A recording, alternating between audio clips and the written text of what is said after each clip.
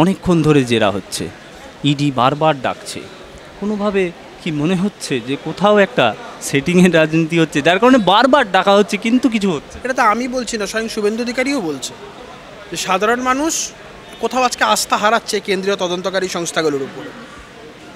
BJP দলের লোক, কেন্দ্রের সংস্থা, তাদের বিরুদ্ধে বিজেপি দলের লোকেরাই বলছে, এখানে আমি বলছি না বিষয়গুলো, সারা বাংলার মানুষ বলছে যে চোর চুরি করে বুক ফুলিয়ে ঘুরে বেড়াচ্ছে, গলাবাজি করছে, কিন্তু তাকে গ্রেপ্তার করা হচ্ছে না। এর নেপথ্যে কারণ কি হতে পারে সেটিং ছাড়া? কিন্তু হাইকোর্ট কিন্তু বারবার বিষয়টা দেখছেন, কিন্তু বলছেন, কিন্তু একটা শাস্তির জায়গায়, বা যদি তিনি হাইকোর্ট তো শাস্তি দেওয়ার জায়গা নেই, হাইকোর্ট তো শাস্তি দেবে না, এটা ইনভেস্টিগেশন স্টেজে।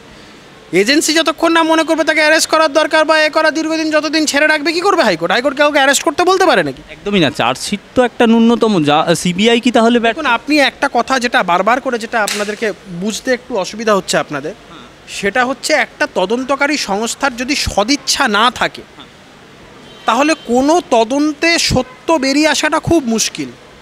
আজকে যে কোনো কারণেই হোক না কেন, আজকে হতে পারে এটাই যে এই শর্তে মমতা বন্দ্যোপাধ্যায়কে ইন্ডিয়া জোটে ঢুকিয়ে বিজেপি আজকে মমতা বন্দ্যোপাধ্যায়কে ব্যবহার করছে বলে অভিষেক বন্দ্যোপাধ্যায় বাইরে আছে। এটা আমাদের দলের লোকেরা এই বিষয়গুলো বুঝছে না, এটা আমাদের দুর্ভাগ্য। তো এই বিষয়গুলো অবশ্যই আছে, যার জন্য এই সমস্ত যারা চুরি জচ্চুরি করেছে তারা আজকে ফ্রি হ্যান্ড পেয়ে যাচ্ছে। এত চুরি জচ্চুরি করার পর যেখানে তাদের জীবনযাত্রার যে মান, আজকে যার কথা আপনি বলছেন সে যে বাড়িটায় থাকে, এটা পেল্লাই রাজপ্রাসাদের মতন বাড়ি, কোন যোগ্যতায় অত বড় বাড়ি করে? আমি সাদা চোখে দেখা কথাগুলো বলছি। তার পরিবারেরই তার সম্পর্কে এক কাকিমা, তিনি কাউন্সিলরও বটে, এফিডেভিটে লিখছেন আমি সমাজসেবী। প্রপার্টি গিয়ে দেখে যান, ওই ভবানীপুরে একটা বাড়ি, এমনি ওনার ডিক্লেয়ার্ড অ্যাসেটের সংখ্যাই প্রায় 5 কোটি টাকার ওপরে, যে বাড়িটাকে দেখিয়েছে সেটা আন্ডার ভ্যালু করে দেখিয়েছে। তো এইগুলো না সাদা চোখে দেখার বিষয়। তো এত চুরি জচ্চুরি দুর্নীতি করে এই লোকগুলো পার পেয়ে যাবে, এজেন্সির তো অবশ্যই সেটিংয়ের জায়গা তো নিশ্চয়ই আছে বলে এজেন্সির আজকে হাত পা বাঁধা হয়ে যাচ্ছে।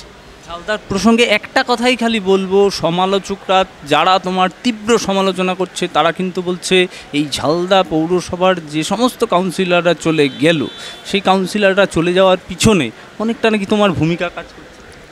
গরু ছাগলদের কথায় আমার কোনো বক্তব্য নেই, আর এই বোকা বোকা প্রশ্নেরও আমার কোনো উত্তর নেই।